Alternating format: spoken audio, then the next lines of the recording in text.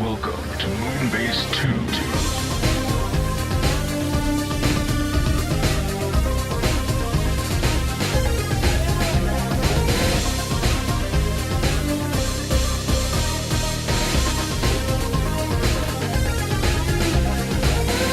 Hello, everybody, and welcome to the Moonbase 2 podcast. It's me, Andy, Corporate Commander, TFW, joining me this week, finally, after many years apart. It's Mr. Mikey G. Wolfie 3. Hello, Mikey. We have had an interesting couple of weeks. Have we? No, we keep missing each other. We pass like sheep in the night. That's right. We were almost not going to have a show together this week as well.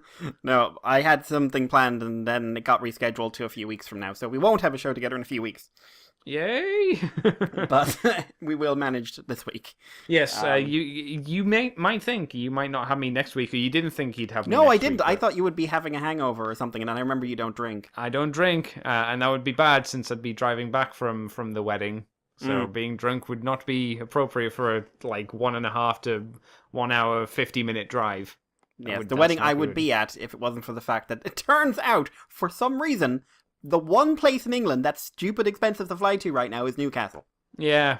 It's seriously, I was checking out the prices and to fly over, and it's like, all right, okay, so I could fly to here, but then you'd spend 100 or 200 on the train or something like that. Yeah. Trains. And then, what? The flight to Newcastle? 300, 400, 450.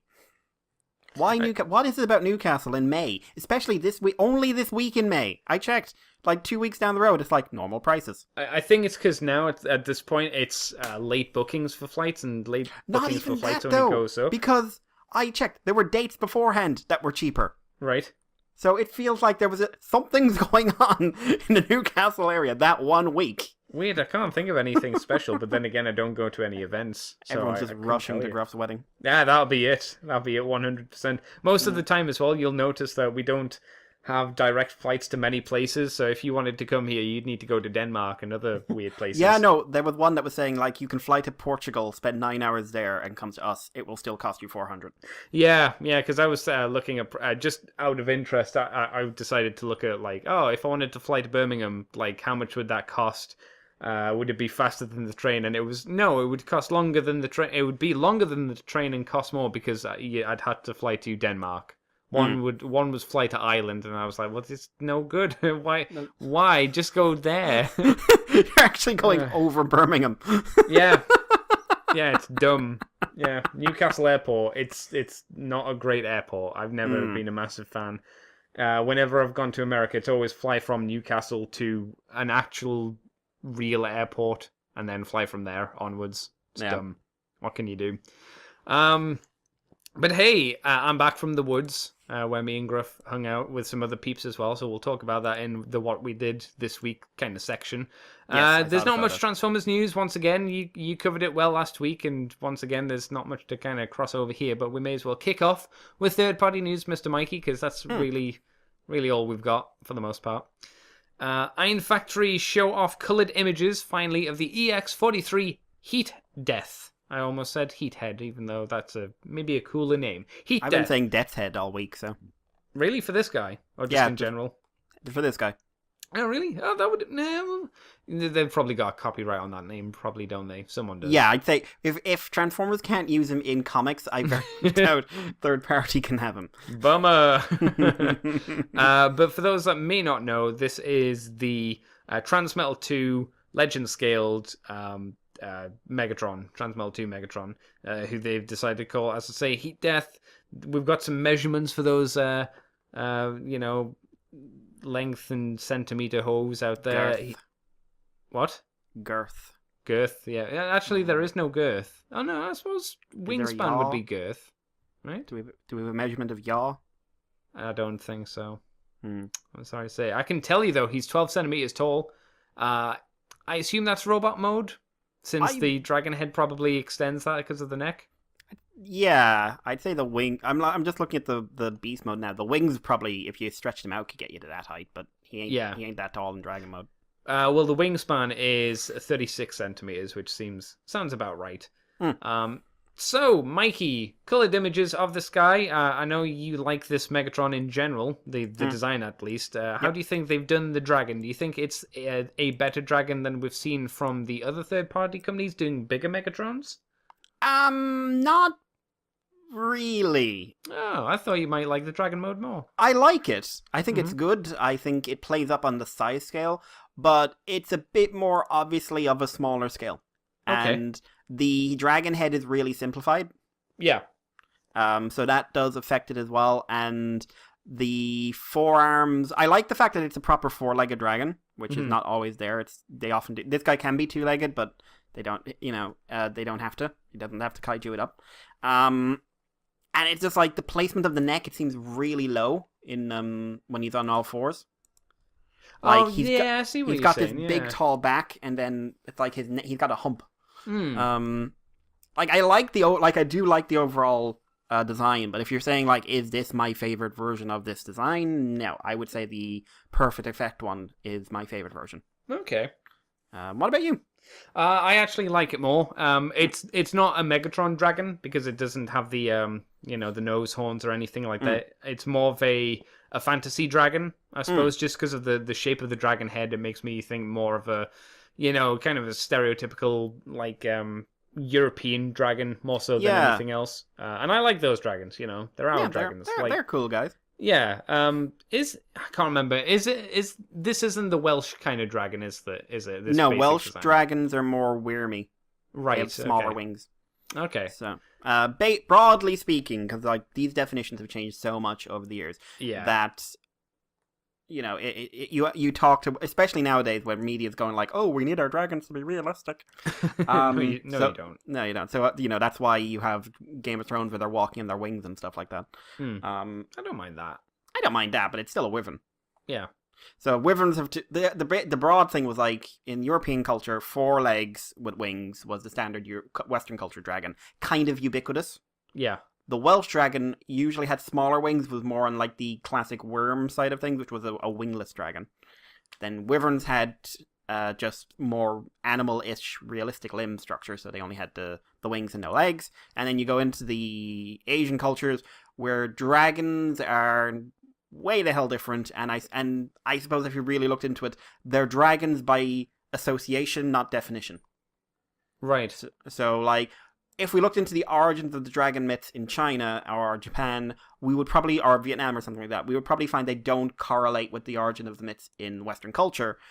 But because there's probably a source where dinosaur fossils came in, we call them dragons because they have the same kind of mythological structure. Okay. So, if you wanted to go that way, like Quetzalcoatl is not a dragon. No, it's more of a bird, isn't it? It's more of a snake bird. But because of the broad definition of dragon from our side of things, it's usually included in dragon. Like, people refer to it as a dragon. They're wrong. Yeah, but like it's also why like the same Japanese culture applies the same word for dragon for their sort of spiritual divine ones to the like bestial ones we have. Yeah. So anyway, that's a dragon history lesson with Mikey. Yes. This is all from a book about trying to figure out the fossil origins of a lot of mythological animals. But then it turned out that book was probably very wrong about a lot of stuff. Oh no, you should write up a new one then. I've been toying with it in all honesty, but well, why not? Who would read? People who do paleontology. Nerds! And who like cryptozoology. There you Filthy go. nerds! Yeah, you should become a novelist. I'm a novel enough, I suppose. There you go. Now, robot mode. I'll throw my opinions on the robot mode. There's one glaring thing that I really dislike about it, and it's how tiny his head is. It is a wee head. It is. It's not the right proportion for the body. I get it. It's trying to do a lot with not a lot of size to it, but it is, at least to me, very noticeable how small that head is. And it's a shame, because I think if you just up the scale of that head a bit more, I'd be really into this. What about you, Mikey? I like the overall robot design quite a bit. The head is a problem, not just for that, because it doesn't incorporate the ponytail. Oh, see, I prefer that. I hate the ponytail. See, I don't. See, the thing is, though, they've gone for that head design. Yeah. And that head design is always meant to incorporate something flowing behind it. No, that's true. So for me, that head looks really out of place, not just for the size, but because it looks like part of it's missing. So what would you prefer they do? If let's say because of how the back's structured, clearly there's not a room to put a ponytail. Yeah, What yeah. would you prefer for that head design? Would you prefer Transmetal one head Megatron then, or? I think if they kept the sort of shape, extended it, maybe limit head movement a wee bit, but just basically sort of like his head flows backwards. It's got this bit at the back that seems like it moves into the where the tail is coming from, but it's not really there. It's just, artificial structure. Okay. But to be fair, I'd like to see this remolded with a different head. In general, like a different character, Cryotech or someone new, and give him an original head design. Yeah, that'd be really neat. I'd be in for that. Are there any other dragons? Maybe they could just do a new dragon, a green dragon, and black one. Do a black one. Yeah, green or black. They're usually both really strong colors to do. Completely different head. I wouldn't mind like a stupid medieval one with like horns coming out the side of its head. That kind of thing where you go, that's stupid, but I love it. Yeah. If you're going to do Cryotech, give him like a flip down faceplate, like a knight's visor or whatever it was called. No. What you do is you give him a Mr. Free-styled head. Oh God. Yeah. Yeah, but then you need to come with little bits to make a Nora. Oh, that'd be sad. Yeah. Especially if it was New 52 Nora. Man, what you could do, Mikey, is Nora would it would be a robot one. It would be the little spark drone. Oh frozen man! in Yes, ice. yes. Oh man, Yeah. I like this. I like the Mr. Freeze has transferred himself into a dragon body, and to save Nora's life once again, her brain only is in a little spark drone. Could you make Nora into a designation? So N0-R, and what could you use? What number could you? N-0R4. R4. There you go. Yeah, There we go. Nora. And that's your reference without having to reference it properly. You're welcome. Man, that'd be badass, because granted, I don't this would be a static prop that wouldn't do anything. Oh, yeah. But you just put it next to him. But man, that'd be fucking ace. And it could go with this guy, because it could be, look, it's that tiny with the floating little drone thing. And he's got really annoyed and froze it. I'll be honest as well. I really like how they've incorporated the arm. It is going back off the perfect effect thing of the dragon head turns into a gun arm. I think it looks better here than it does there, to be honest. I think it does as well. Because that thing is just way the hell too big. Oddly enough, I think the dragon head, when it is in the gun mode on his forearm, looks like something from Kamen Rider, or at least Sentai. Yeah, like Ryuki or something like that. Yeah, very much so. So it's at least for me, it's almost there to being like, wow, this is really fucking cool, but it just slightly misses the mark on a few little points here and there. Yeah, I'd agree with that. So it doesn't really rev my boat as the DJD did. It's still nice though. But they did their Optimus, didn't they? Or are they doing it? They're doing one. Right. It's not out yet, but it's going to show up at some point. I thought we'd seen one, but I couldn't remember if it was one that was out or if it was another company that had put one out. We've seen a prototype, I believe. Yeah, you're probably right. Any other thoughts you want to drop on this, Mikey, or do you want to take us on? Keep an eye on it. Yeah. We'll move on to Fans Hobby, who have showed that their MB11A Black God Armor. This is a sort of prototype image for their black version of God Bomber, who'll go with their sort of Power Master Nemesis Prime thing they did. MB06A Black Power Baser. So this mold is based on G1 God Bomber.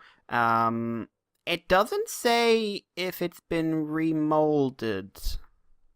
Because, am I wrong in saying these guys have already... Are these the ones who are charging way too much for God Bomber on his own? I can't remember. Maybe. I know, but I'm also like, why... If this is like a new thing, why would you do Nemesis first?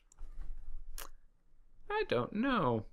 I've seen a Maybe review you of want this. to lay your mark down and be like, oh, we want to do this figure, but we don't want to do the standard one first. I'm sure they've definitely, like, Nemesis is not the first one. They've definitely, I remember this design. There have been other ones before the Nemesis one. Yeah, and I've seen reviews of this guy. So he was all, and like it's MB6A, right? And this is MB11A. I'm confused. I mean, it looks good. I mean, if it's for Nemesis, I'd really wish it had a different head, but the overall toy looks good. Very posable by all appearances. But yeah, so Andy, Nemesis Black God Bomber. Yeah. I nearly said something terrible there. But what do you think? I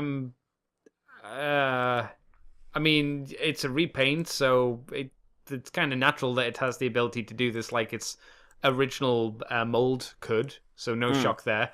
I'm wondering if they'll do a God Bomber to match the color scheme or to accentuate the color scheme, maybe add some purple or add red to that design, or whether they'll just do the standard God Bomber and then just go, that's enough. We don't need to do a repaint for it to fit our other repaints of the Prime. I'd be slightly concerned they're just going to do a black God Bomber, because that will not make it pop. No, it would just kind of blend all together. And yeah, I could see that kind of happening. I think the problem with the colors they've chose for that Nemesis Prime is they are very simple. It is just black with a bit of chrome here and there, and the red. This is again why Scourge is usually the better version of the Nemesis Prime, because he's got a bit more color to him. He's got that teal and shit. And if you remember the Classics Nemesis, which kind of went off the same idea and had teal legs, that was a good one as well, because again, a bit more pop to it. Yeah. So I don't know what colors he could work with this figure to make him into a decent complementary addition to make Prime a bit more zingy, because you couldn't have him as just like teal shoes. No, it would be a bit odd. Yeah. So I don't know. Yeah. Do you want to take the next story as well, since that was a fairly quickie? Yeah, this is... Shockwave Labs are weird. Yeah, I heard you last week talk about them making LEDs for, who was it? Omega? Not Omega, Overlord. Yeah, they were boob lights, weren't they? The boob lights for boob lights. Yeah. Weird choice, but okay. Yeah, this continues to be a weird choice. Over on their Weibo, we've seen new images for SL48 LED upgrade kit. So this is a two-piece set. We have one light that's sort of molded to look like a missile launcher, and one light which is intended to fill up the neck cavity that is under. There's a chest cavity that is under his neck when he transforms, and you can drop it in. When you drop it in, they look like they got very, very powerful burn out your retina lights. And so it can have this green light under the Decepticon symbol. The other light is intended to go onto the fusion cannon, or the tank mode gun, and it's supposed to light up both of them to give them a bit more of an eerie sheen. Right. So, like I said, light is very strong, and it goes all the way down the barrel of the gun in both modes. But why? Yeah. Can you get different colours than green? Because the image we have here is green, which is not appropriate for Megatron. It looks like he's hulking out.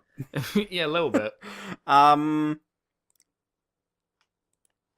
mean, why is there a demand for LEDs to light up your toys like this specifically? I mean, I never think of the faction symbol as glowing.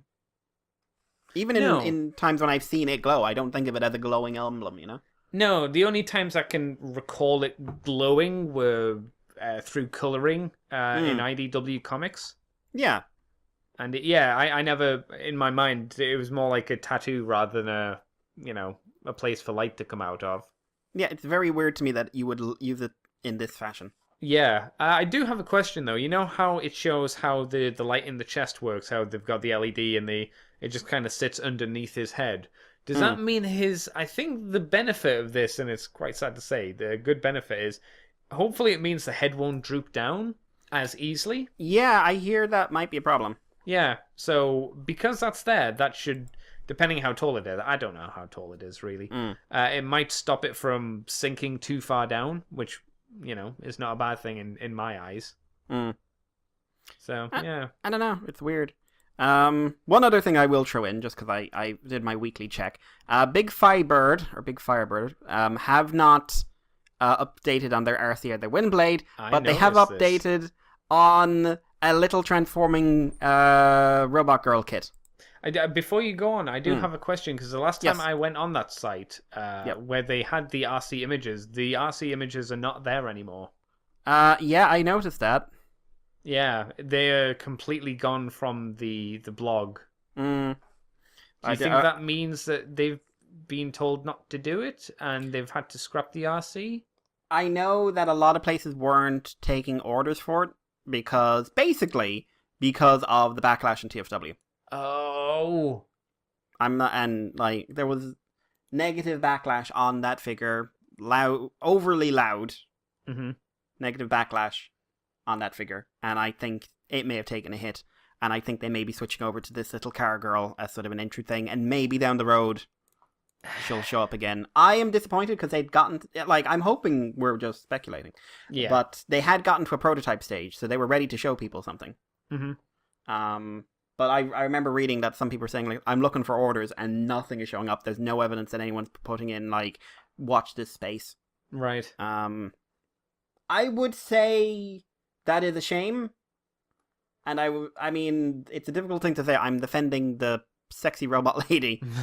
But I do think it would be I think people overreacted to that.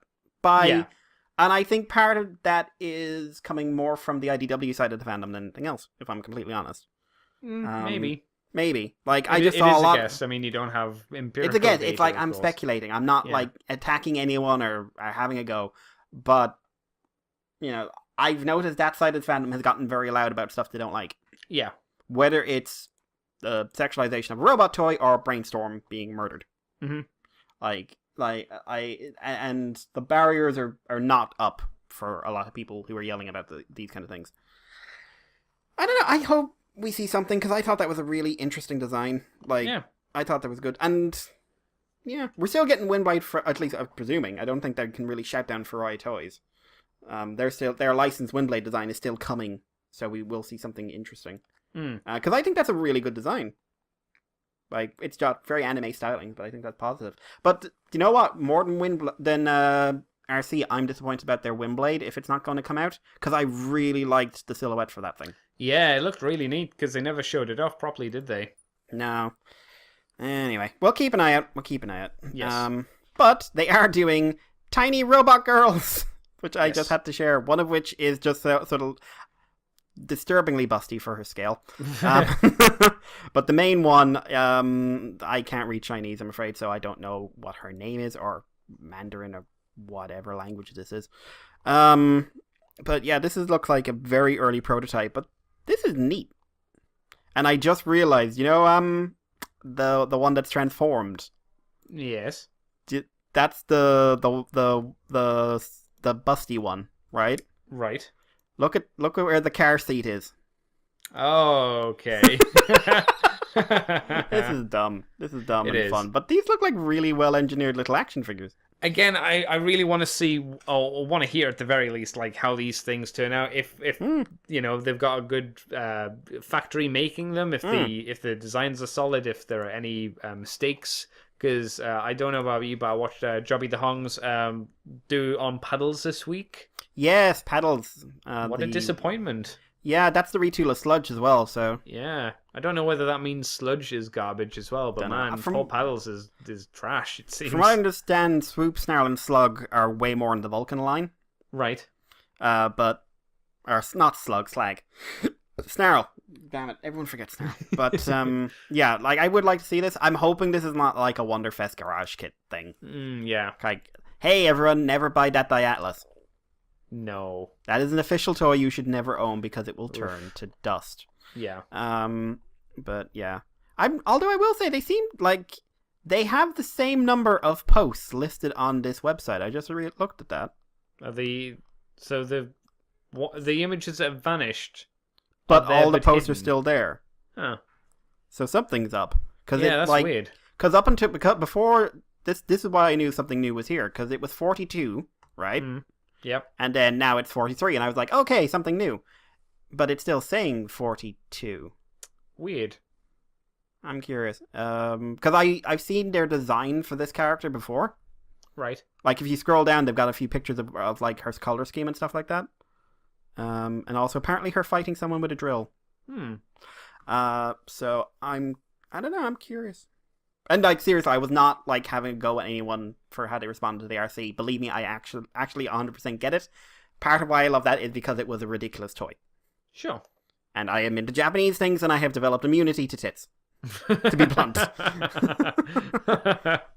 Like, I am the one human being... I think we might be the only human beings alive who said, Monster Musume is a really funny show about a man getting his ass kicked. Yeah. Not, that's a weird show about animal girls with breasts the size of planets. That was a fun show. That was a real fun show. Yeah. The manga guy is on a break, but I hope he comes back. Just because he's burnt out or, like, health issues? Yeah, basically, for anyone who doesn't know, writing manga in Japan is basically producing a month's worth of a comic book in a week. Yeah. And then being asked to do that ad infinitum until someone decides it's not profitable and you have to end your series. Yeah, it's... Jeez, it sounds awful to be a manga artist. Yeah, they're the same size. Some they don't often have the same sort of panel breakdown, but usually an individual manga chapter is as big as a monthly comic book. Yeah. And like the pressure they have and editorial oversight and everything else. Like, it's intense. There are a lot of mangas about basically writing manga and what it does to you. And there's, apparently the alcoholism is kind of common. And depression, which I believe is your man took time off for depression from what I was reading. That's a shame. It's like, take the time you need, but don't leave us.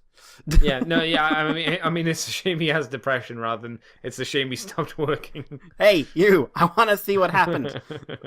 I prefer the anime to get started while he's on the break. To be honest. Yes, do that. Yeah. I was keeping up with the manga, and it ended like mid-arc, and I'm just like, don't you fucking do it. Woof. Shall I move us on, Mr. Mikey? Please do. Yeah, Toy World are showing off the TWFS-03. This is the last night World War II Bumblebee, the German World War One. What? Okay, the World War One Mercedes-Benz. Yes, so it's the one from from flashback. World War II. Yeah, last night where it was in World War II, but it's a World War One car. I'm assuming that's a typo. Maybe, I don't know. Not easy to confuse those two wars.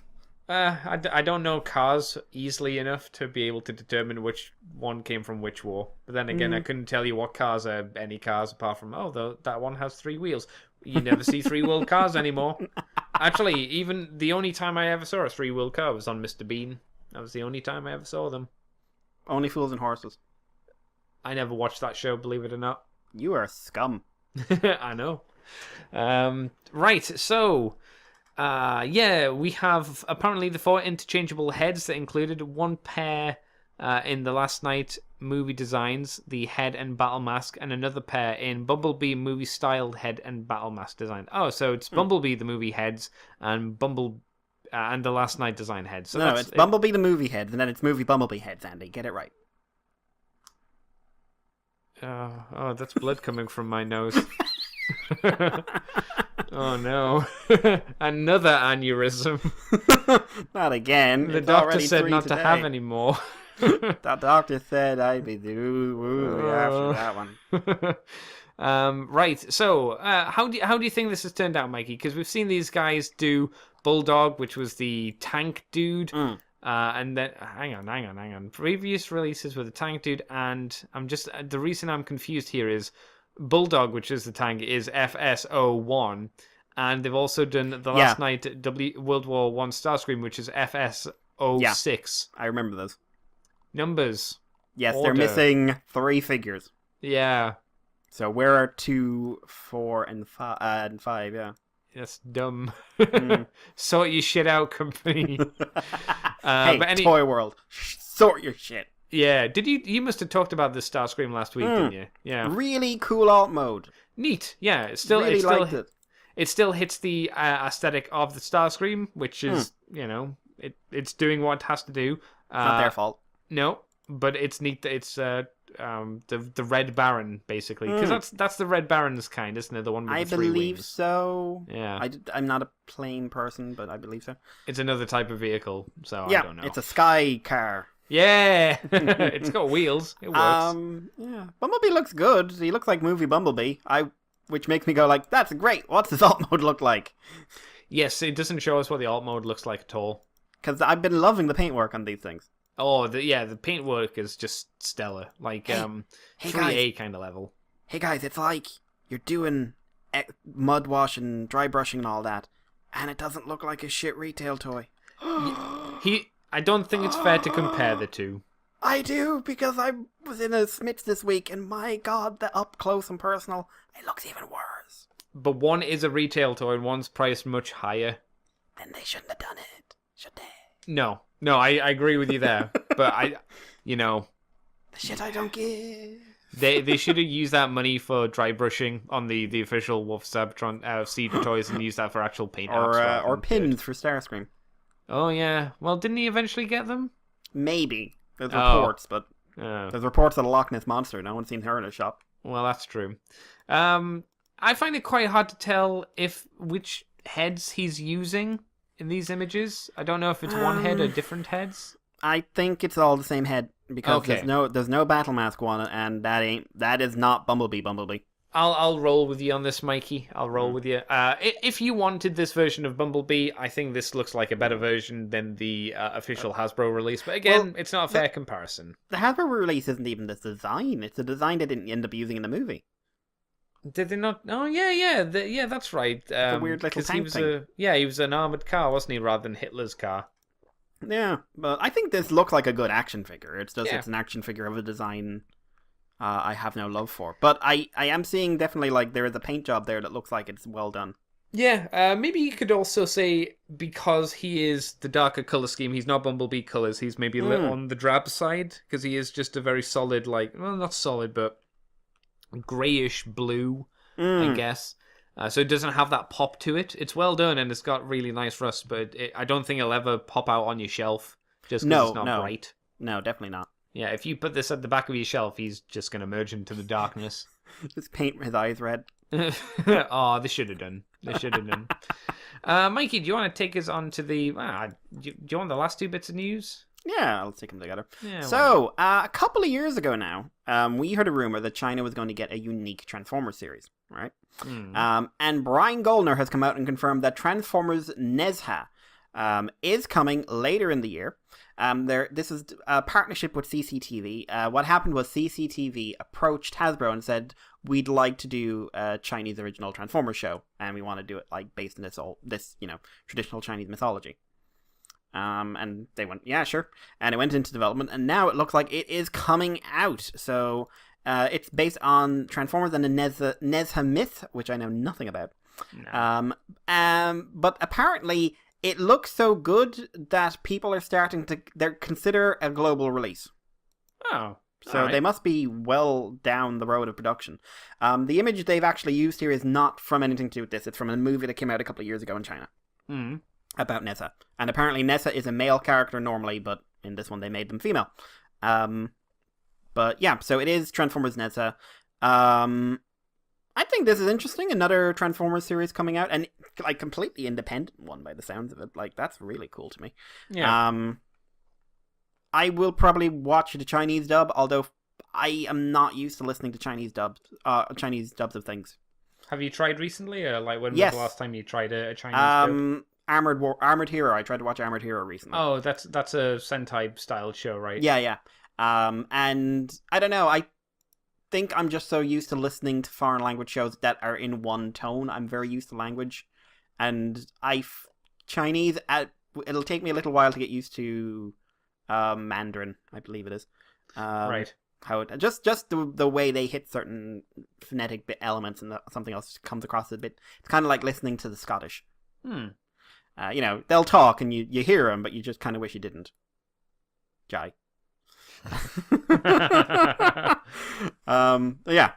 This probably sounds very insulting to anyone who speaks or is of Chinese origin, and it's not meant to be.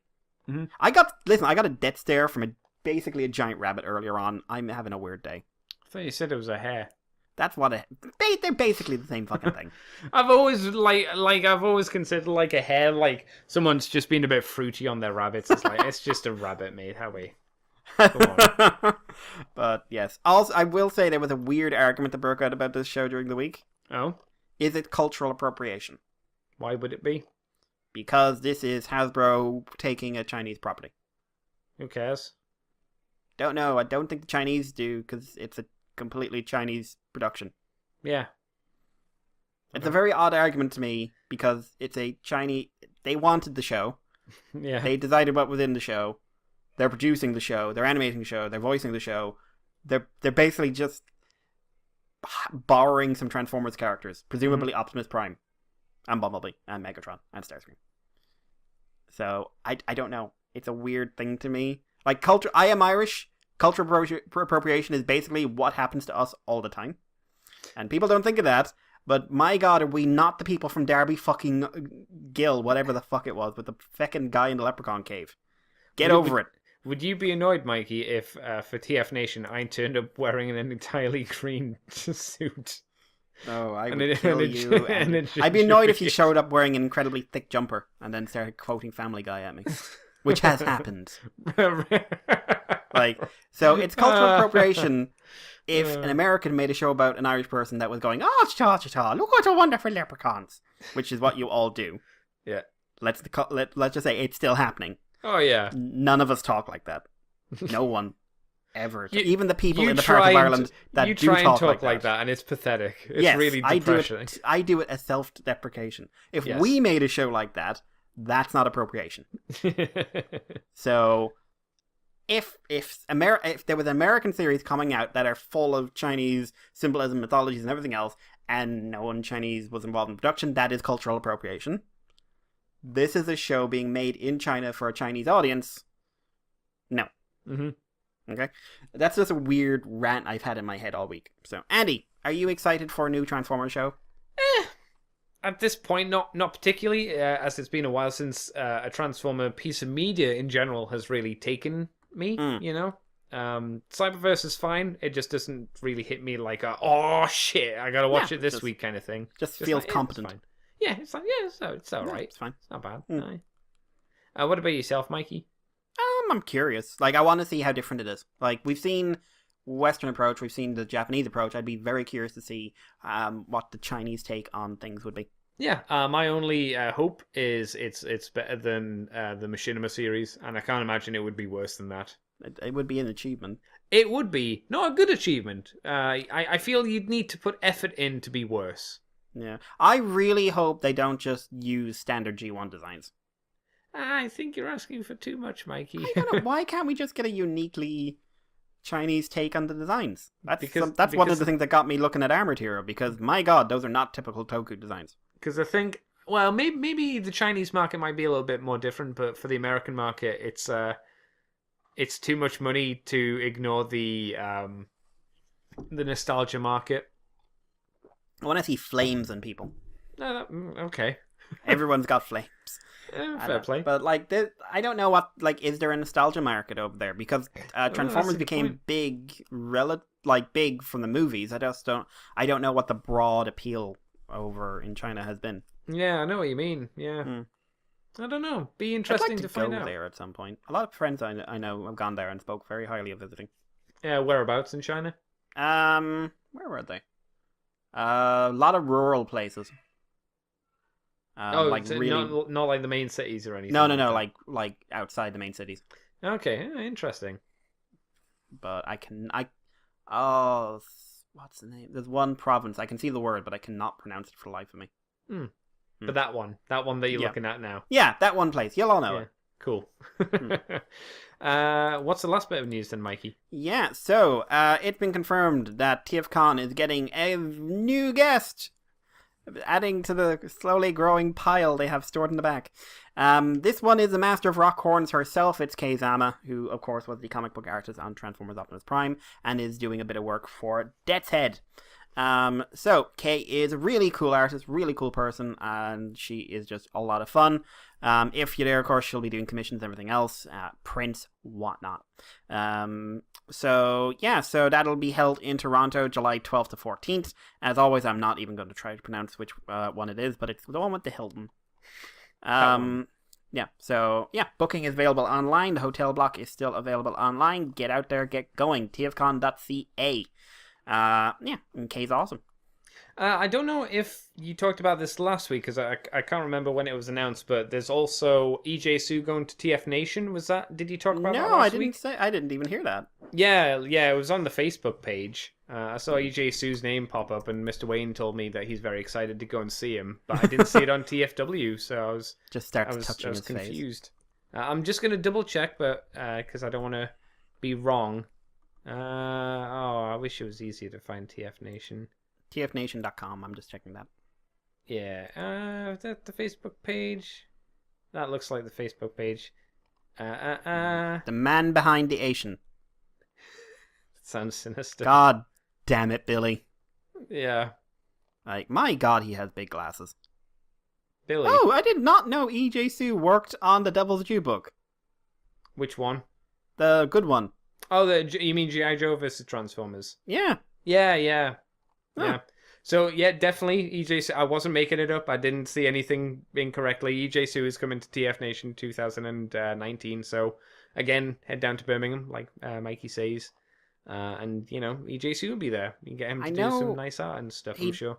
Yeah, someone shared a picture during the week, and this might be why, in that he did some work on the Godzilla comics, and he drew Mecha Godzilla, except he did, like, the second really fat, tubby one that everyone hates. Oh, okay. And he made it cool. Oh, neat. Like, because people like the first one because it's retro, and people like Kiryu because it's just cool. It's fucking badass, that's what it is. And Mecha Godzilla 2, though, is not a great design, especially since on the posters, they had a much, much, much better design in the preliminary works. Bummer. Yeah, like, which has a toy. You can get a toy of it. But it's like, oh, it looks so much better than what we got. Why did that get to kill Rodan? But yeah, so that's cool. I've been looking to see if I could find that comic actually. But no, he co-created a series called Tech Jacket. I was looking that up during the week. Which it looked like it's basically an Iron Man suit from space. Oh. A spaceman suit, if you will. Okay. Yeah. Well, there we go. That's all of the news for this week that was worth talking about, I would say. So, Mikey, yes. What have you been up to this week? What you done for fun and all that jazz and what's jazz? Not drinking enough, which probably explains why I seem a bit off my head today. But, drinking water there. Let's see. Gio did the second Agito episode, and it did its first of its Hibiki episodes. I'm definitely liking bringing in the characters and letting them be the characters this time. Right. The Agito one, the story was nothing special, but the nostalgia was a good hit. Especially when they had the fight at the end where Geo Trinity fought alongside Agito Trinity. Ooh. Instead of doing what they were doing before, which was, hey, he not exist in this timeline and he'd be something completely different. Which I'm slightly worried this show is going to end and not solve the changed timelines. Oh. I'm just like, clearly there was a producer who said something at some point recently and said, listen, we're dropping this old timeline shtick because we want to bring in more actors and want to make this more nostalgic. Because people are saying like, oh, there's an explanation. I'm just like, the explanation is probably that the producer working on this was the guy who completely revamped Hibiki at the end, which means he's probably not someone who's particularly upset about massive changes. Okay. Like, I remember one of the Geo side episodes actually made fun of the fact it was the producer everyone was scared of having. Oh. So, it also had them blow up Toho Studios. Oh, weird. Because they are Toei, sorry. Because they were just like, you can't cancel our little show, we'll kill you all first. But yeah, so I think it's a good, it's a better change. It's just, like I said, I hope everything sort of works out. But yeah, the Agito crossover was good. It's the first one to use music from the original show as well. So it used the Believe Yourself insert song, and it worked. Also, there was a fun bit where they turn into Geo Trinity, and Woz just goes like, nope, we're two Trinities. I need to make a thing of this. And he starts doing the whole rejoice thing that he does, and that proclaiming, and he just starts proclaiming about the power of 6. And everyone's like, there's a lot of very embarrassed people around, so that was fun. And the Hibiki episode is interesting. It brings back Todoroki, which was the guitar guy. Yep. And again, it kind of has like, hey, you know these guys that the new guys can struggle against? Fuck it, I'll beat the shit out of it. Which seems to be... The theme now is that old writers come back and are way better than current writers and could solve all these problems much sooner. That's good, because it used to be the newer writer was always way better than the older writer. Yeah, in a way, always at the worst time as well, and just like, that's not believable. Like, it's just not believable.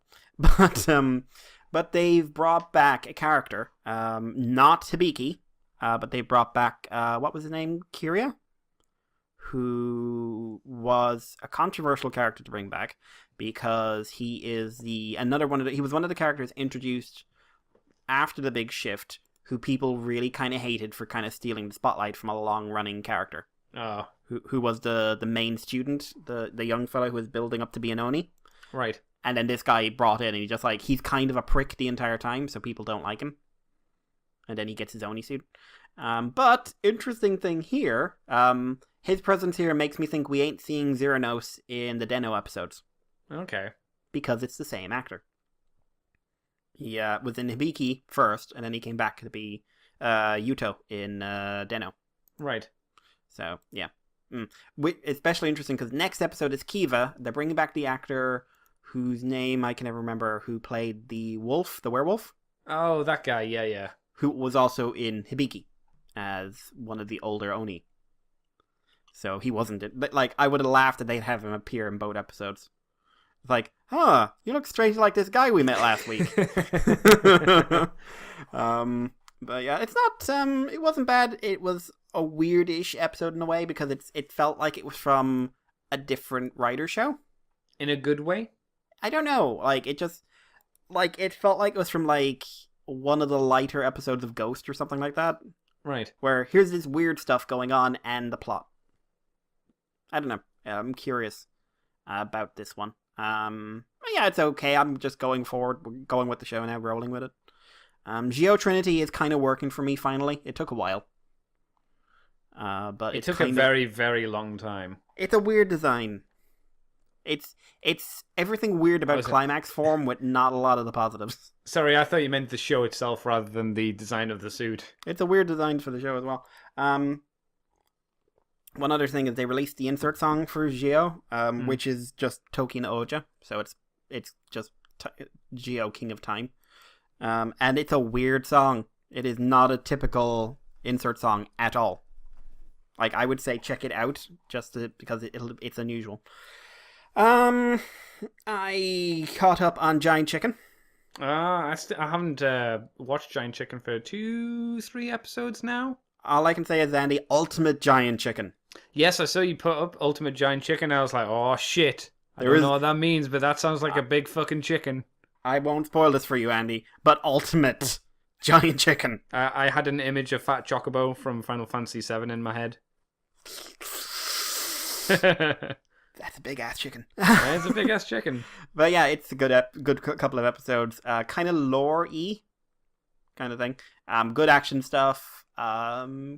Interesting. Love this show. It's a really good show. Dororo. They're up to episode 16. Guy with tame sharks that he's feeding people to. Alright. That's not nice. But yeah, that's still a very visually attractive show. A bunch of the other stuff, the lighter stuff is in there as well. I won't go into that in any depth, but that's just watching stuff. Blade of Demon, what is it? Yamatsu no Yabai? Kimetsu no Yabai? That sort of shonen one I mentioned. Okay. With the interesting visual style. That is getting way the hell better than I ever thought I would think a modern shonen stuff would be. Like, it's visually great. It's lovely, beautiful to look at. Highly stylized at times, but really good. Very funny at times. Very good action. Horror, like, they're pushing it as much as they can with this. But it's like, Hey, Andy, remember when Naruto did the whole you're going to go into the forest and risk your life and whatever? Oh, yeah, that was nice and early in the show. When I Yeah, still and it liked went on for a while. Oh, yeah, a long time. Well, this story did the exact same thing. Okay. 7 days, Mm. 1 episode. Oh. Like, they have their big fight scene about halfway through. The rest is like quick snippets as he's looking for help with his sister. At the end, he realizes only him and 4 other people have survived. Oh. Like, quick, easy, snappy, good, well done. Moving on with the plot. All right. Oh, weird. Some real, actually kind of emotional moments in this as well, because we get to see the backstory. Very quickly, we see the backstory of one of the Oni in it. Right. And it's interesting because it's like playing on the idea that these are people who are being morphed into something else, but for a while at least, they're still themselves. Okay. Just with these urges to kill people and eat them. And what effect that would have on a child who found themselves turned. The good stuff with some ghosts as well. But no, I really do recommend checking that one out. Also today, I started Karakuri Circus, which was... Oh, yes, you said you've been interested in jumping into that for a bit now. So it's by the same creator as Usha and Tora. It's also being animated by one of the studios that co-animated Usha and Tora. Ooh. So it's very pretty. Because these guys work with Mappa, so it's just like, you know what, they probably know what they're doing. Sure. And yeah, I'm interested. Like, basic setup is a young boy. His parents are he goes to the circus, and for some reason the clowns murder everyone. That's just what happened. I mean, it just sounds like a normal day for clowns, really, to be fair. Yeah. But this is by the guy who did Ushin Torio, so you can imagine the amount of blood. Yeah. And then I'm not sure if that's a flashback or what, or flash forward, but he is then on the run from non-human entities that seem to be some sort of puppet that want to kidnap him after his father is killed in an accident. He ends up running into a guy who works for the circus who has a condition that if you don't laugh at him, he'll have a seizure, and the only way to relieve the seizure is for someone to laugh at him. If they don't laugh at him, he will suffocate to death. And it's not played for laughs as much as I thought it would be. And he's also really good at Chinese martial arts, because apparently, like, the creator has a big thing for Chinese culture and mythology. So, which is why, like, a lot of Ushin Tora's story took place in China. So yeah, and they end up running away to the circus because why not? And they meet a girl who can use one of these puppets, and she is able to protect them. And these puppets are like badass super robots, except small. And yeah, he's being hunted down by people who want his inheritance. So, and that is where it's playing off. That's where the first episode kind of leaves off. Visually, very, very cool. Very much in that style, like when people cry in this, my god, did they cry? Is it like hardcore nasty cries? Yeah, like ugly crying, and ugly ass crying. The action scenes are well done. The horror bits are there. I'm so glad to see some of these older style, because this is again an older manga from the 90s. So like this stuff being adapted in. The main, I think he's going to be the main hero. I think his name's Narumi. His voice actor is the same as Tora's, which is really weird in a way because he's hitting all the same notes in a very different manner. But he's a very good voice actor, so, I ain't complaining. But no, I think it's well worth checking out from the first episode. I hope it keeps up the quality. I'm going to keep going with this one for a while. I mean, you're going to have to, because it's still going on now. Yeah, so it's up to episode 28. So it's still got a while to go yet, but I'm very curious to see where it goes. So that was that stuff. I saw Avengers Endgame, which I mentioned last week. I didn't talk about it. Still very, very much in spoiler territory for me, so I'm not going to go into any depth. I'm probably not going to see it. I don't think I care enough about the it's Marvel worth Cinematic seeing. Universe It's anymore. worth seeing. I don't know if I'll need see to see it. it. I just don't think I'll see it at the cinema. Yeah, I don't think you specifically need to. Yeah. It's good for what it is. It's not as good as Infinity War. So basically take wherever you rated Infinity War and go back half a step. You know what's really annoying, Mikey? Recently I've been thinking, Man, Infinity Gauntlet was a really good comic, and then I think back to Infinity War, the movie, and I go, It's all right. it's fine. And then I think again back to the Infinity Gauntlet and go, fuck, that was a really good comic. Not good if you hadn't read Thanos Quest beforehand, as you need that kind of lead into it. Yeah. My God, what a fucking solid, crazy shit. And I didn't know half of the characters in it, but I was like, whoa. That's a good comic. But yeah, it's plot. It's very different from what I was expecting. Mm-hmm. Thanos is still great. I think Thanos is by far and away the best Marvel villain by a country mile. Well, you got a movie to develop him. Yeah. It's like, hang on. If we make the villains matter, they'd be good. Yeah. What madness is this?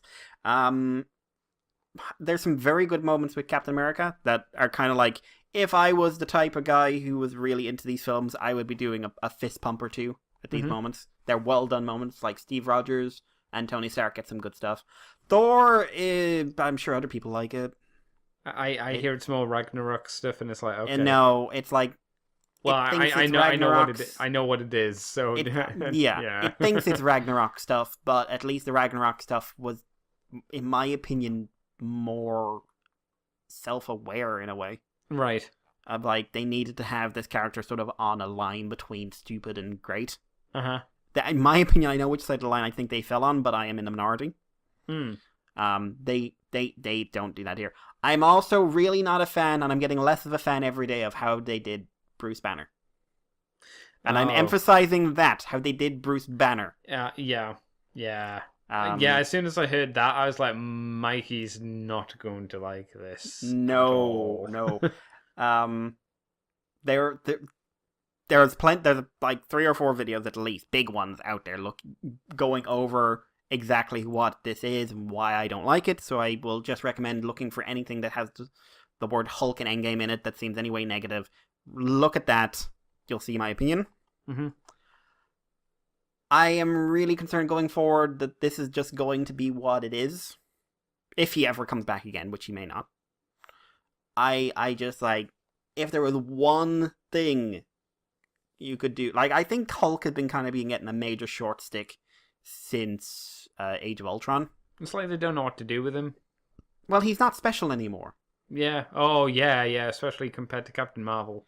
Like, but Hulk's thing was he was strong, and now he's that's not the thing. strong. Hulk versus Captain Marvel should not be a fight where you're betting on Captain Marvel. Yeah. Because, even Avengers Earth's Mightiest Heroes did it, and they were just like, oh, Captain Marvel, she's strong, and then you just constantly was going like, if he gets mad enough, he'll kick the shit out of her. Yeah. And he did. That one time they all turned, like, he went nuts and they all turned on him, and he kicked the shit out of all of them. Yeah. Because that's the Hulk.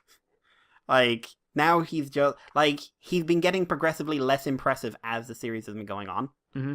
And, if they'd done what they were very prominently hinting they were going to do from Infinity War, this would have worked. And I think it could have worked. I had an idea for a team-up fight between Thanos, Captain Marvel, and Hulk. Mm-hmm. Like, someone else came up with a different one. Working World Breaker Hulk into it. And I think that was an interesting theory. These days, I think if they were going to do it, they'd probably work in the Immortal Hulk. Okay. As much as they could. He's a hard one to work in because he's like pure horror. But I don't know. If there was a Hulk movie, I would really want to see the Hulk. And I will not say anything more spoiler-wise than that. Okay? Mm-hmm. I think Mark Ruffalo gives a very good performance in this. And I think he is, like, Bruce is the best he's been in a while. That's good. He's better than he was in Infinity War. He's better than he was in Ragnarok. He's better than he was in Age of Ultron. I think Bruce comes off this pretty strong. But what they overall did with the character is just not sitting right with me. But no, I think it's worthwhile seeing. I think the final fight scene has some problems, but I think overall it works. I would also say this is a lot less action than you might expect, so be prepared for that. At least for most of the film. But no, I think I think it hits enough of the good notes to be up there in the good Marvel side. I've been rewatching Marvel movies actually during the week, or specifically the ones I liked before. Okay. Iron Man has aged very well. Thor 2 then. Elves.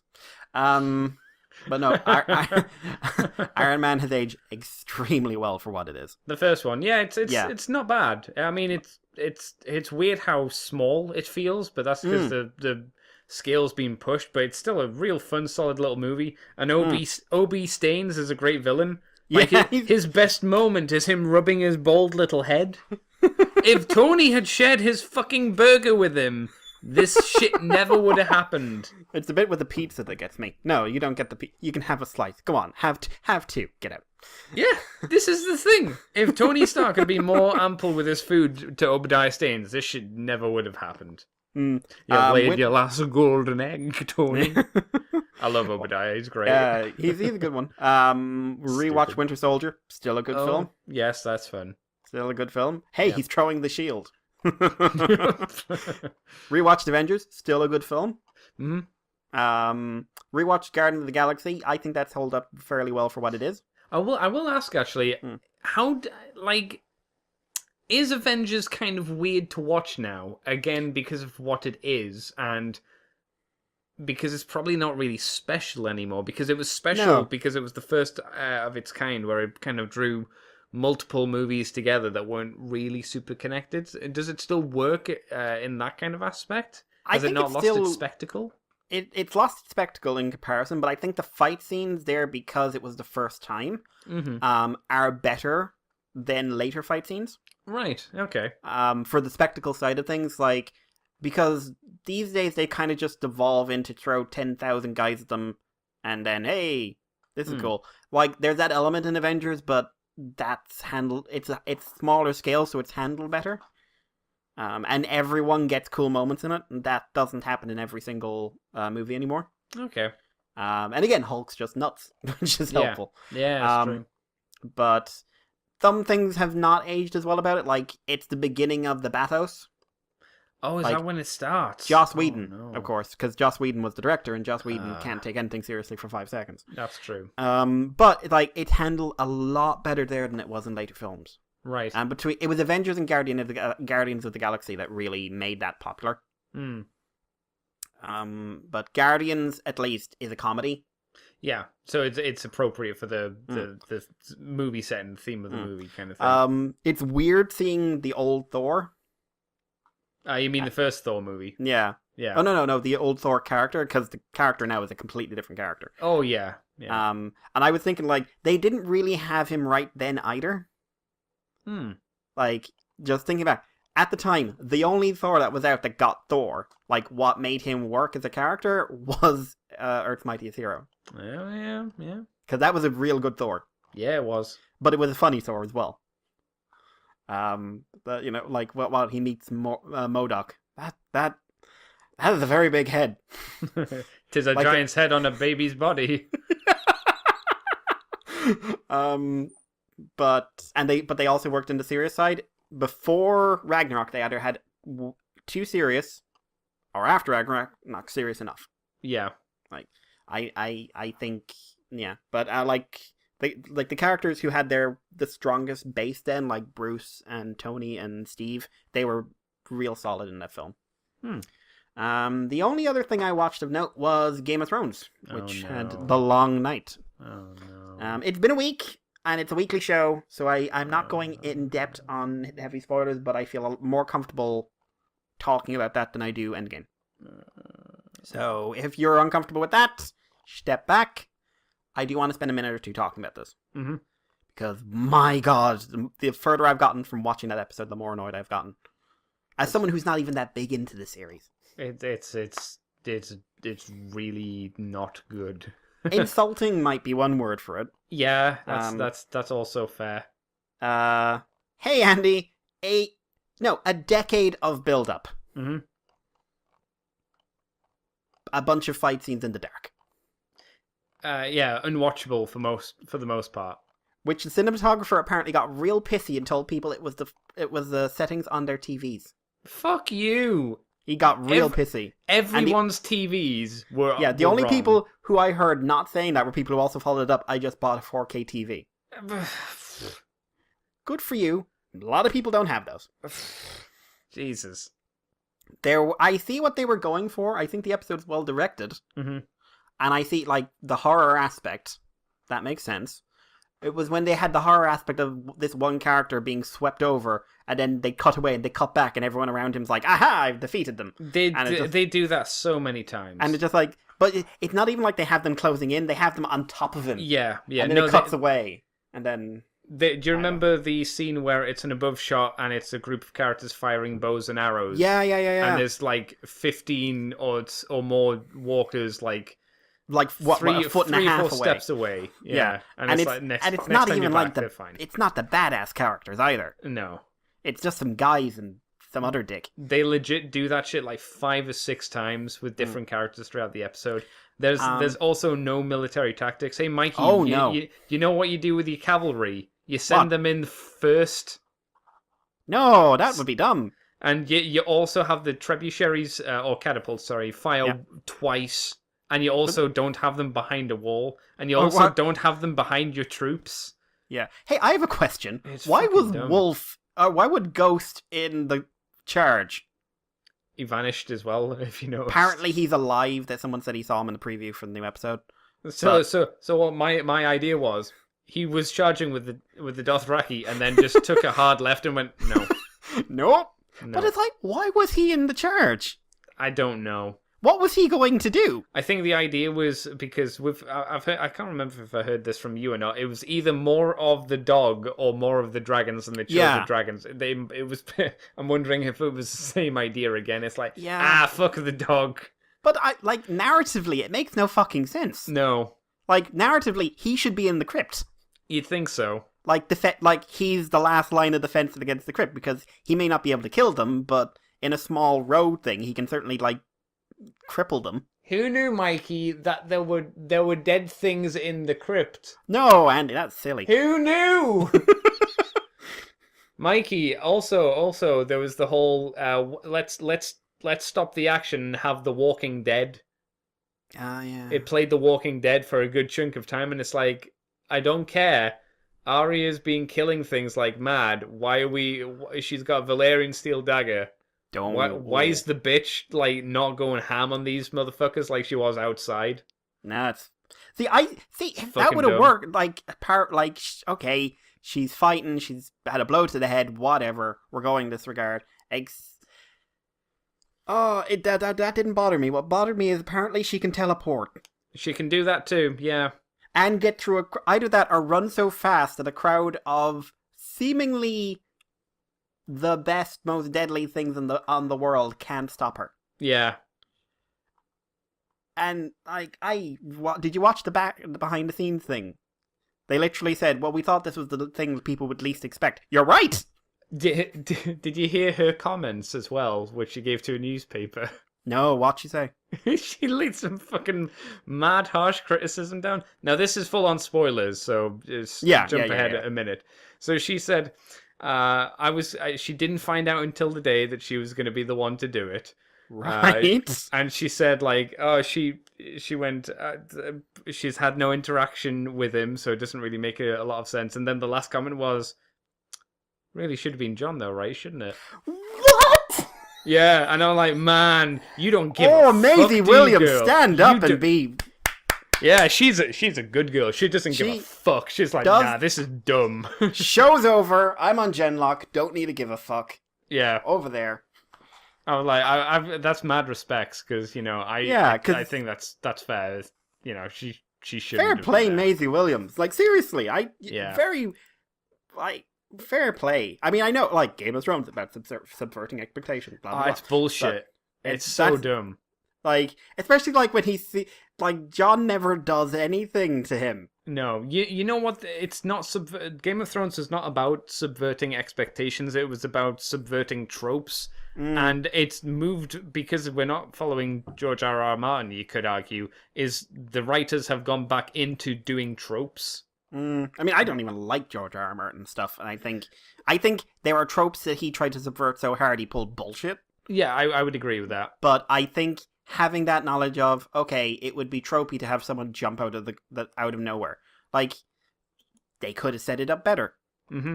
Make her do something cool another way. The dragon fight annoyed me Because I think it's well done, and there's a really cool moment where, like, Regal rips off Viserion's face. Yeah, that was neat. And then, like, he's biting, and, like, it's like the fire gland has been damaged, so he's, like, spewing fire as he's biting. And then Drogon comes in and hits him, and he's, like, Drogon's, like, twice his size. Yeah, and it's really cool. But you know what happens afterwards? What's that? Drogon let him go! Yeah. Why did he let him go? All right, Mikey. I've got the full quote here from, how do you say Arya's real name? Maisie Williams. Maisie Williams. Okay, it was speaking to Entertainment Weekly. It was so unbelievably exciting, Williams told EW, but I immediately thought that everybody would hate it. She was right. That Arya doesn't deserve this. Girl. The hardest thing is in any series is when you build up a villain that's so impossible to defeat, and then you have them defeated. It has to be done. It has to be intelligently done, because otherwise people are like, well, in brackets, the villain couldn't have been that bad when some 45 kg girl comes and stabs him. You got to make it cool. And then I told my boyfriend, and he was like, should be John though, really, shouldn't it?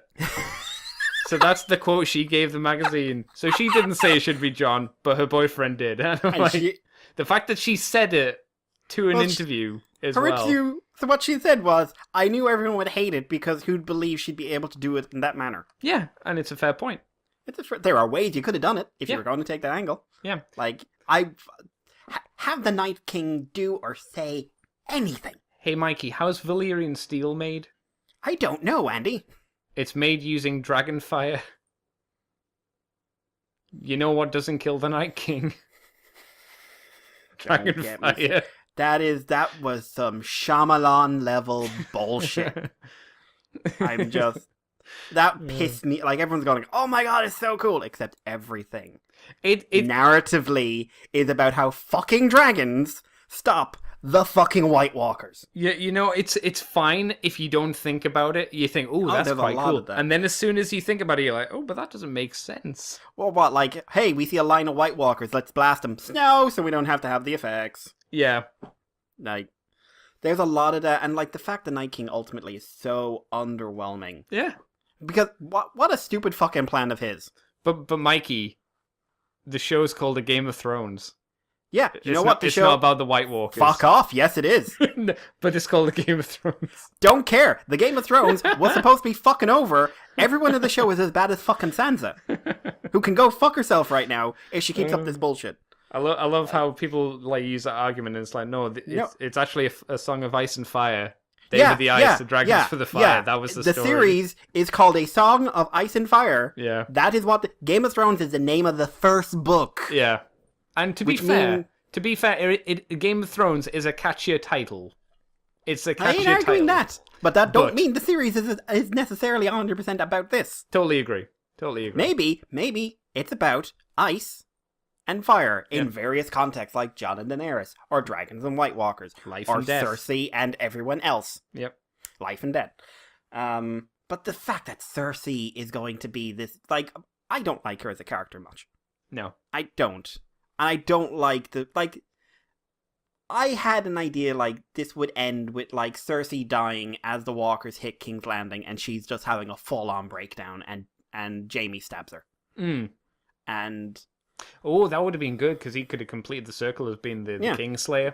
Yeah, and again, he's doing it for the right reasons, and he will he get the recognition that he has hurt himself to save people? He might do that time round. I suppose it depends on what way you want to take the story, but probably... Actually, that probably could still happen, in a sense. Just in a different way, but like, if she'd been, like, in complete denial as this army is outside her, this army that she can't stop. Yeah, again, completing the circle of the Mad King, instead of it's the Mad Queen who doesn't see the from beyond her own nose kind of thing. Yeah, it would have made real narrative sense, but no, because, like, no, we get this 8-season build-up, I keep wanting to say 8-season build-up to this event, and that's your fucking payoff. He stupidly walks up to personally kill this guy. He risks an entire army to kill one guy because he has a bullshit reason. Does he? Do we even know his reason? He wants to wipe out the history of mankind. No, that's what Bran said. Yeah. Is that true? Presumably, because Maybe. why the fuck else would he care if Bran's alive or dead? Well, why does Bran keep walking into birds for no reason and not doing anything? Because Bran is useless. He's awful. Bloody Theon is better than Bran. Yeah. It was weird because I was like thinking about this as well during the week. I was thinking, I liked Game of Thrones. I remember it being I remember you doing a show with Adam about it. How much you liked it. It's a completely different show now. It's weird. Like, It's bizarre how different it is from like the earlier seasons. There are things I like about Game of Thrones a lot. I think Tyrion's amazing. Yeah. I think Tyrion has Well, he never was. been... I still think he's amazing. Still think he is the best character in the show. I think he's fucked up a lot, but I think that works for the character. I don't feel he's the same character as he was at the start. He feels like he's not been written by the original person who wrote him, if you know what I mean. The original person who wrote him wanted him to be a bastard rapist. To be blunt. Yeah, no, that's true. That happened a lot in the books. Oh, I'm sure. Tyrion has been a different character from the books since season 2. Sure, okay. But that's the thing. It works for me because it's progression of the character. Mm. Like Jon works for me because Jon, Daenerys, Tyrion, they work for me because they feel like the characters progress to these points. A lot of the characters in it don't work for me because they don't always feel that way. Right. But this thing about we want to subvert expectations is making me really fucking worried about where this show is going for the ending, because the dragons can't survive. They just can't. No. So I was ready for them to die in a big battle against zombies and a gigantic fire-breathing zombie dragon. Mm-hmm. And it would be awesome, and they would have their moment of glory, and then Drogon would die defending Daenerys or something like that, you know? Yeah. We might still get him saving Daenerys, but I guarantee you he's going to die to a big stick with a pointy end being shot at him. Probably. And I'm just going to go out on a limb here because I feel like the show is going to play, it would really subvert expectations if Daenerys was the final villain. Oh, fuck. And I said this to you, and the thing is, do you think I'm on the wrong path entirely? There are hints that could happen. It wouldn't be absurd for that to happen. Because it's like another fight over the throne. Yeah, but the thing is, the entire season has been building up to the idea that at least Daenerys does some ruthless shit. Mm-hmm. But she ultimately is the most, her, or maybe Jon, if he ever moved for it, are the most positive people to take that role because ultimately they genuinely don't want it for the wrong reasons. Yeah, no, Jon shouldn't have it because he doesn't want to be a ruler. He's actively against being a ruler. He's not a ruler. Daenerys is. She's actually done stuff for But Andy, subvert expectations. I guess, yeah. But now, because they said, we don't want it to have necessarily a happy ending. And I was just like, you're going to pull some bullshit. Should have the I don't know. I know some people like this show at the moment. I like this episode. And, I thought it was well directed. I thought the bit, I thought the choreography and everything else was good. When you could see it. When you could fucking see it. But the writing of this series is not... episode 2 was good, but episode 2 should have been episode 1. Yep. Which means we could have had 2 episodes for this story, because this should have been a big thing. I don't know. I'm ranting, and I'm... when I'm already critical of a show, but I feel like it's at least hitting its potential, is one thing. Mm-hmm. When I'm critical of a show, and I feel like it's actively pissing people off because it can, because they think this is clever and twisty. Yeah. That's different. That's very different. And I have said before, I think George R. R. Martin is not that great a writer. I've read his books. I think that he's a great world builder, but plot and character is not necessarily where his strong suits are, because everyone's a bastard and everyone's a monster and everyone's a rapist and blah, blah, blah, blah. So one of the things I like that Game of Thrones changed, that there are people who are just genuine people. Ramsay is a fucking cartoon character. But yeah, he is also a cartoon character. But where this show has ended up is just so nonsense to me. Anyway, that's me done on that. That's a rant, whatever. Andy, how was your week? It wasn't too bad. It wasn't too bad. Obviously, I wasn't a big fan of Game of Thrones when I came back and watched it. Yeah, I had fun with Gruff and other people in Center Parks, which is a woodland retreat area. Gruff had fun the first night, so he was rough the next morning, shall we say. you remember Roll Out Roll Call, Mikey? Did he mead? No, he didn't. He had mead, but he didn't mead. It wasn't mead that got him. It was other stuff. But we played a lot of board games. So we played Talisman, the 3rd edition of it. So it's an older one. It's just as long and long a game as it is any other version. So you're there for a while. So it was okay. We played Dark Souls, the board game. They've got some really nice models for that game. It's very complex again to start off with, to go through all the rules, but it's fairly intuitive once you get those down. It's quite interesting how it all works, and how you can play it as a single player game, or you can play it with 4 people. With 4 people, you would think you have more of an advantage, but you don't, because if one person dies, the entire group loses. So it's that kind of double-edged sword. So it's interesting in that aspect. We also played Night Vault. So I brought my copy of Night Vault. Me, Gruff, Jai, and a guy called James played. That was fun. We also did a bit of Street Fighter 3. Not a huge amount, but the other lads were playing with the Nintendo Switch that was brought up. And then we hit the pool for a bit. And that was fun. It was over very quickly. My one complaint was I felt that the Center Parks had wafer-thin pillows. Wafer-thin? Wafer-thin. Like, they gave you 2 pillows, but they were so thin. I was like, so I'm basically using a shirt as a pillow. That's how it felt. I was like, ugh. But no, it was nice to get away. Nice to have a bit of a break. Nice to see some human beings, because before then it had been a really fucking long time since I'd seen people, so that was also a benefit.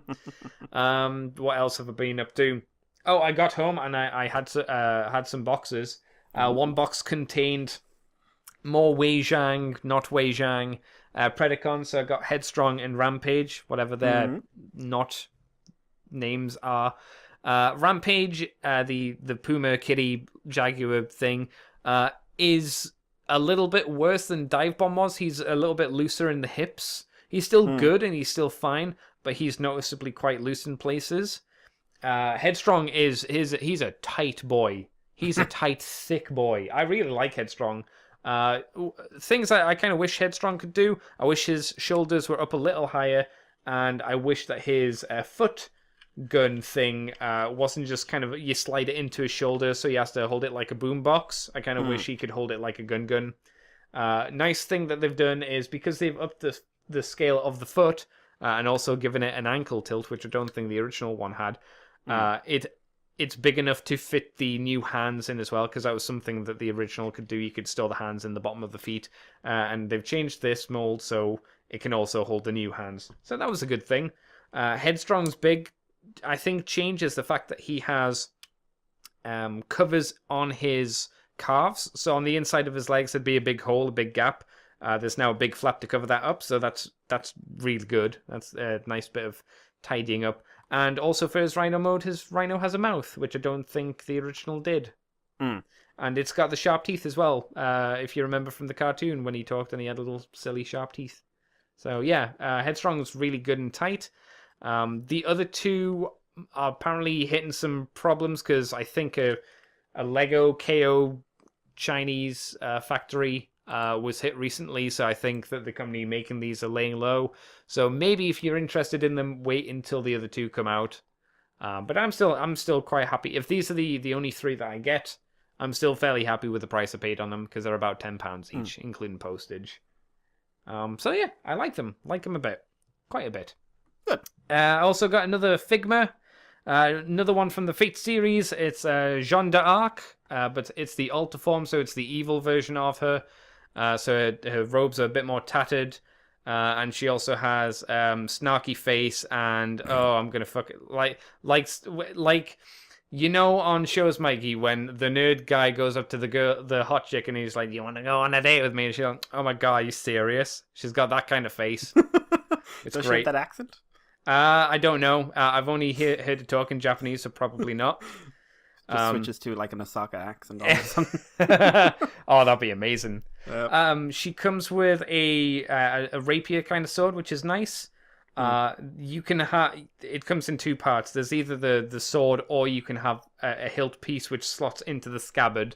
It's not the full sword that slots in, but the hilt of the sword is so long it kind of pokes her under boob. So I imagine that would be quite uncomfortable, as she is quite a chesty lady. She's so chesty, in fact, that she has you know what the Figma joints look like? Yes. It's one of those, but one of the ends is a ball joint. So the idea would be that you get rotation at the top, and then you get a front and back chest bend. I'm gonna ask you a question. Yeah. I know I'm wrong to ask this because I know this is not what you were describing, but I'm sorry from that. Like, are you saying that her boobs are ball jointed? No. It's the ball joint is the bit that, like, the ball joint goes, like, if you take the torso part off, the ball joint goes in underneath that. So it's like, I guess where the base of the neck would be. I thought you meant that, but I'm just like, the way he was describing this. I probably did that badly. She's so busty, she's had to have movable boobs. She's so busty that she can't actually do a chest bend forward or back. So it's kind of irrelevant. So I've kind of turned the joints sideways, so at least she can kind of get a wiggle, a chest sway on, I suppose, that you would say, and it works out better that way. She also comes with a massive flag and spear. The problem with it is the flag part is a big piece of plastic, so it is quite hard for you to pose the figure with it, just because it is quite cumbersome. It's a neat piece, but it's a bit of a pain in the arse. I kind of wish that there was like an upgrade where you could just replace it with a bit of cloth that has two bits of like metal wire in, so you could pose it that way. That'd be a nice upgrade for it. Because you can either have the plastic flag out and flailing, or it wrapped up so it's in the spear form, basically. It's a neat figure, though. It's not the best out of the new Figmas I've got recently, but it's still a good fun one. And I think that's it. Oh, I watched. I'm fully done with the Orville now. They had an episode where it's like, what if the commander and the captain didn't date, and it's the end of the universe? But it kind of makes sense. It's not one of there's a slightly weird bit in the last episode where she doesn't date him and they don't go out and get married. And 7 years later, he still remembers her and has been keeping track of her. And I'm like, I see what you're trying to do. You're meant to say that they should have been together, and he's always felt that there was a connection. But to me, that seems like a really weird stalkery thing to do. After one date, you stalk this woman for 7 years. That's weird. That's not like a, oh, that's sweet. You're oh no. Ooh. Stranger danger. Yeah, naughty Seth MacFarlane. Stay away from me. No. Which many people have said, I'm sure. Maybe. I don't know Seth MacFarlane, but you could be right. So I did that. He says he's Brian, so would you really want to hang out with Brian? Not really. I'm sure he's not Brian, because Brian's a complete douchebag. He says Brian is his self-insertion character. I have to hope that he's exaggerating. Because fucking Jesus Christ, otherwise, like, ugh, what an insufferable prick. You laugh because you know I'm right. I don't think I've done anything else. I have got a copy of that show. I've got the first 2 episodes, but I have yet to watch it. So, and I think that's it. I think that's all of my stuff that I've done of interest, fancy fun stuff. As I look around, I've been buying lots of Easter eggs recently, which I shouldn't be, but they're tasty and cheap, just like me. So I think that is where we'll probably end the podcast, but it's not, because I just remembered we had questions and whatnot. We should probably hoof through, shouldn't we, Mr. Mikey? Yes. So the first lot we have from is Tentomon 4. And these are for you once again, Mr. Mikey. Just wanted Mikey to know that I, as someone who likes IDW GoBots comics, I spit on you. Yeah, which we haven't covered yet. When are we? It's Tuesday. We're recording. Tuesday we're recording. Yeah. So this was spoilers for me, but I didn't care. And its silliness, like Screwhead wrecking the Rock Lords with his face, still went, "Oh, come the fuck on!" At the ending bit with the super truck and his beetle friend. I don't know what that means yet. Also, Leader 1 was crazy dickbag, but he did not deserve to go out like that. That's just fucked up. I don't mind when we went out. I just mind everything after we went out. Like me, Brick Testament. Like the Brick Testament. Oh, like the Brick Testament. Which is just the Bible, but picture made using Legos. Lego. Is this a thing? I don't know. The uncut Bible worth a read, I'd say. Okay. I grew up in a Catholic school. How often do you think I've read this? None. I believe you were reading pornography.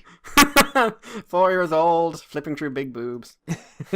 Yeah, I don't know what these are for. With the Bible hiding it, with the nuns coming and hitting you with rulers. I am the only person I know who got kicked out of religion class. Why were you questioning things? Were you asking things you shouldn't be asking? I distinctly remember this day. It was Adam and Eve. Mm. Adam and Eve are the first people on earth, blah, blah, blah, blah. My hand shoots up. Father. What is it, Michael? What about the Megatron, Father? Oh, what? no. The Megatron came first, Father. It was 230 million years old, Father.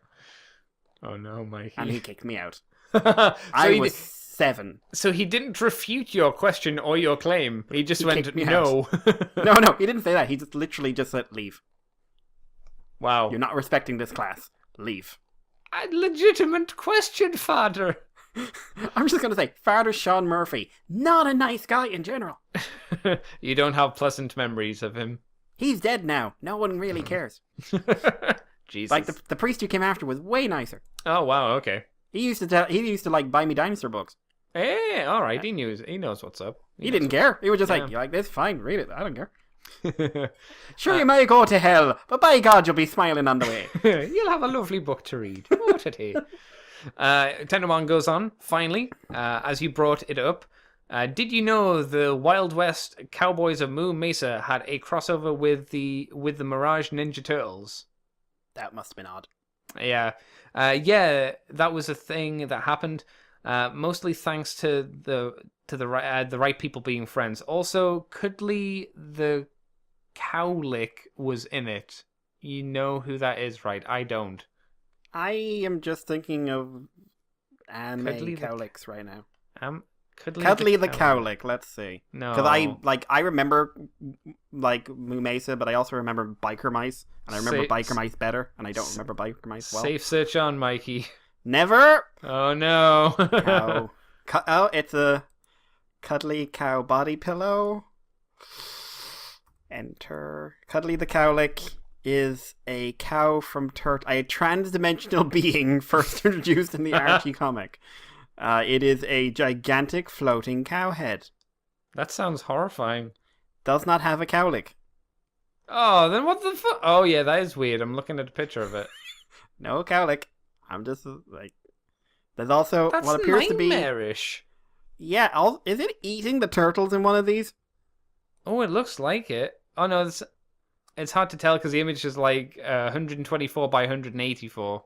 But still, that's not... Wow, no. Cuddly the Cowlick. I did not know what that was. I don't think I'd be a big fan of a giant cow head appearing to me in the middle of a field. I'm kind of glad I never really got into classic turtles. Or Moo Mesa. Moo Mesa. Yeah. Yeah, I remember that.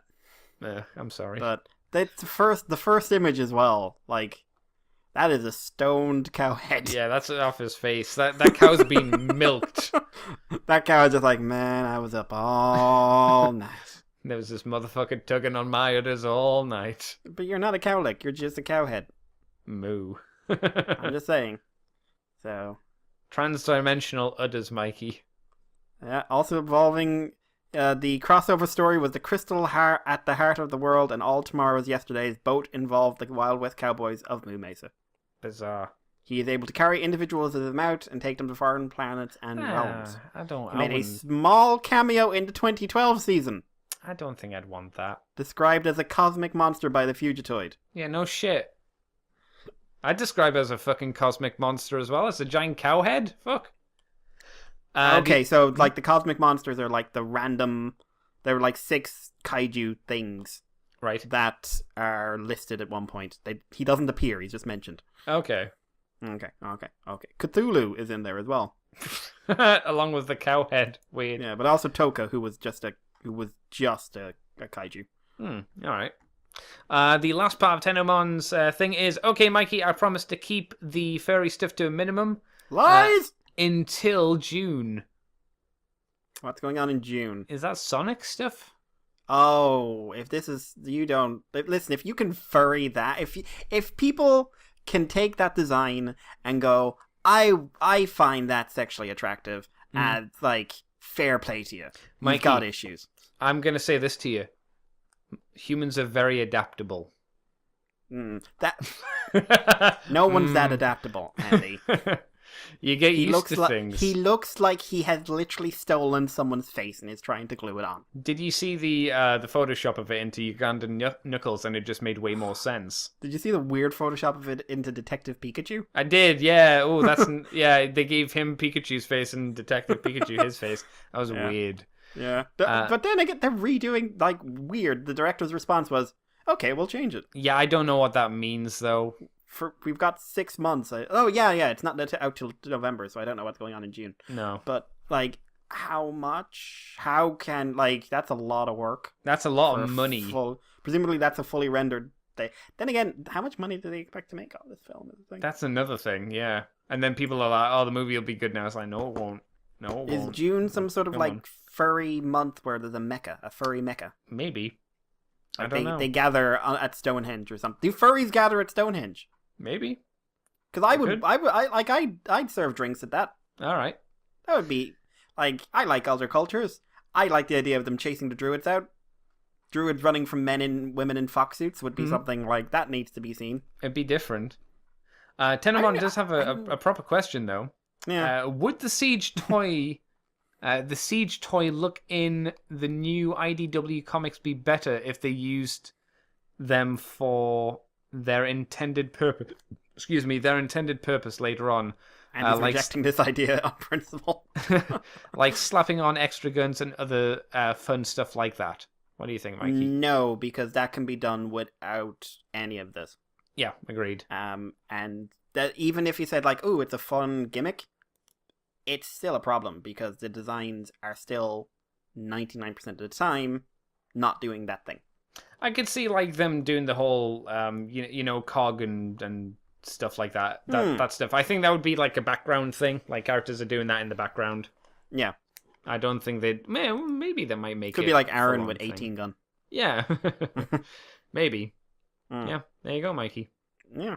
So no, I don't. Anything else to add to that question? I don't think that would solve the problem. No. I've yet to read any more of the comics, so I can't say. But you've not hyped it up to me much, to be fair. We do have another question. Okay. Over on Twitter from the Brickinator. He is here for your grouting, your trowel, and your concrete machine. Yeah.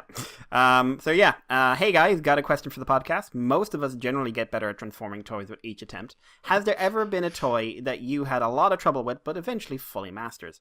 I used to have a lot of trouble getting Leader Dark of the Moon Sentinel Prime into truck mode, but eventually I figured out the trick was the arm placement. Andy, have you had a toy that you learned to master? No, because usually when I get frustrated with a toy, and there's one, I might actually let you guess at which toy it is. I get frustrated at it, and I'm like, I never want to touch it again because it's such a pain in the ass, and it's just a blight on my life. What figure am I talking about, Mikey? Or could I be talking about? I could think of several, to be honest. Let's go through. I'll give you 3 chances. So okay. Number one. Number one, it's going to be a blight in your life. Yeah. It was a figure I owned. I bought it from Japan. You bought it from Japan. I'm giving you hints. You give me hints. Oh God. Oh, the pressure. Did that help any of your choices? I've just gone to Figmas now, and I know that. None of them transform you, boob. They do. Neither do Gundams, but the people still do. Go on, tell me which one, because you know I'm terrible at these things. Okay, Alternators Grimlock, Binal Tech Grimlock. Oh God, yeah. Yeah, I could have maybe got better at that, but I was like, no, fuck this toy. It was awful. It was such a. Him and Wheeljack being the same mold. One didn't make any sense. No, and it was just an unpleasant toy to try and figure out what the fuck was happening. Like, what the fuck was happening with its legs? Oh man, like that actually leads into the next question. By the way, next part of the question, but If I had to pick one I learned to master, it was Vulcan. Oh, yeah. I can see 'cause- you'd want to master that because he's a good figure. Yeah, but it's also like Vulcan has moments where you have to just say like it's meant to be scary. Oh, really? Ooh, all right. Like the tail has some problem. Like doing it's not a problem. It's just like it has a moment where you're just like, oh, it's flexing. Do the instructions tell you how to do everything though, or is it like Yes. battles where it just goes, you don't need to The instructions know are this. decent. Okay. And even if not, there's video instructions out there, and it's just like everything I check. Like, listen, you will be scared shitless doing this, but it's okay. Okay. And I was, and it was. Which The part toy- was the scared shitless part? When you're flipping out the tail, out from the legs, they've got to pass over the knees. Ooh. And the tail is being held on by one plastic bar, and as it goes over there, it starts flexing, Ugh. and it flexes. That And sounds it's- like it could be a problem, not now, but for the future. The thing is, the plastic is super thick. Okay. Like, it is durable as fuck, and like once you do it a couple of times, you realize it may be a problem in the future, but it is like the amount you'd have to transform it to really like guarantee a flaw Yeah. is more than you will. Right, okay. Yeah. Because this is not it's a complicated transformation, so it's not one you pick up and just do for fun. Like you do it when you want to see the robot mode, you do it when you want to see the dinosaur mode. Right. But yeah, so he is one I've learned to master, but you just have to get over the fear. But the second part of the question, has there been a toy you just never got better with? He's never mastered Revenge of the Fallen Mixmaster. Oh, I Are hear there that's any- a clusterfuck of a figure as well. I've seen it, I've never handled it. Yeah. Alternators was kind of it again. Like, Alternators the movie. Like, Alternator Wheeljack and Alternator Convoy. Which one was They- Convoy? The Optimus. Oh, the one that was the like a Ford. truck. Yeah. Yeah. Yeah, he was faffy. Was I able to ever, because I got the Nemesis version and I'm trying to remember if I ever transformed it back. I could never, like, the back never came together for me properly. Oh, Years of yeah. time. So yeah, like the weird bits behind the leg, which kind of yeah, flip down for yeah, no yeah. reason. And the same Yeah. problem for broadly the same reason. In movie Ironhide, the first one, Oh, he's a pain in the ass as I well. had him on my shelf because I was in like the I need to buy all the toys foot mode. So you know we all start there. Yep. And I tried so many times because I liked that toy for what it was, Okay. and I was like, okay, I'm going to get it back into the vehicle mode because I like the vehicle mode. Never in the year and a half I had that toy before I gave it away did I once get it back into the proper vehicle mode. No. Not once. I think I managed with Convoy, I think twice. Like when I was doing it with the alternative one. Or alternative one. But like that one, not a chance in hell. That toy fought me. Alternatively, Andy, has there been a toy where your ability to transform it seems to vary? For me, it's whether or not he can get Studio Series Camaro Bumblebee's hood in car mode seems to be just up to luck. So are there ones that you're just not... It's not reliable in that regard? I will say I've noticed a pattern with Brickinator's things, and a lot of them seem to be movie ones, right? There is that. Yeah, that's kind of weird. So ones that I can't consistently do. Yeah.